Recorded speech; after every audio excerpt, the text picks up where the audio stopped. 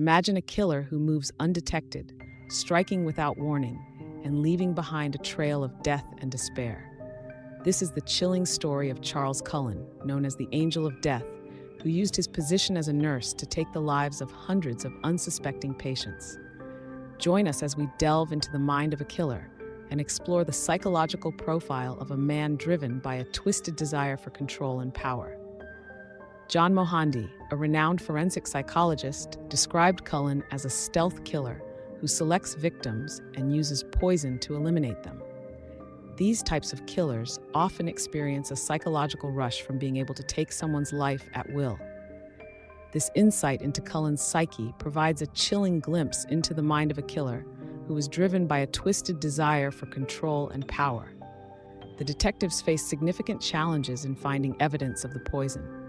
They had to consult with experts from various agencies and eventually found a toxicologist who could assist in extracting samples. They also had to decipher thousands of complex medical charts to identify potential victims. The investigation was a complex and time-consuming process that required meticulous attention to detail and a deep understanding of the medical and forensic sciences. Cullen was eventually convicted and sentenced to life in prison without the possibility of parole. The conviction brought closure to the families of the victims and served as a reminder that justice can be served, even in the face of seemingly insurmountable challenges. The Angel of Death case is a powerful reminder of the importance of vigilance and the need for continued innovation in forensic science. It also highlights the psychological complexities of serial killers and the challenges that investigators face in uncovering the truth.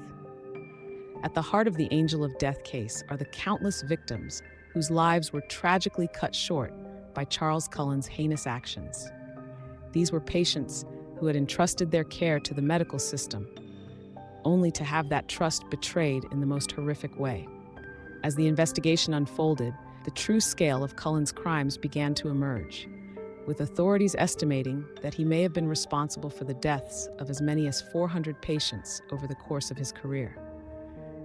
Cullen's method of killing was both calculated and chilling. He would carefully select his victims, often those who were already critically ill or vulnerable, and then administer lethal doses of medication or other substances to end their lives. This stealth killer approach allowed him to evade detection for years, as his actions were often mistaken for natural causes or complications of the patient's existing conditions.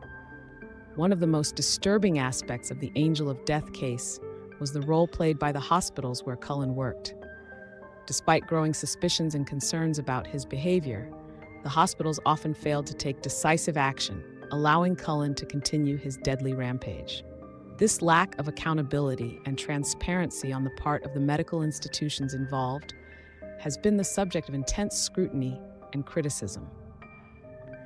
The impact of the Angel of Death case has been far-reaching, both for the families of the victims and the broader medical community.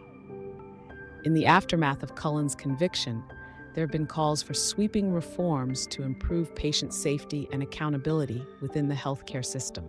Families of the victims have sought justice and closure, while also working to ensure that no other patients have to endure the same tragic fate. The Angel of Death case stands as a chilling reminder of the importance of vigilance, transparency, and accountability within the medical profession.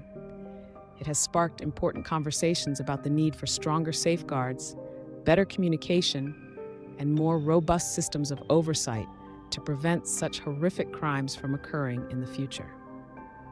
While the pain and suffering caused by Cullen's actions can never be fully healed, the legacy of this case may ultimately serve as a catalyst for positive change, helping to protect the most vulnerable members of our society. The Angel of Death case serves as a stark reminder of the importance of vigilance, transparency, and accountability within the medical profession. It is a cautionary tale that highlights the devastating consequences of failure and the need for stronger safeguards to protect the most vulnerable members of our society. As we reflect on the lives lost and the families forever changed, we are reminded that justice can be served, even in the face of seemingly insurmountable challenges. The legacy of this case may ultimately serve as a catalyst for positive change, helping to prevent such horrific crimes from occurring in the future.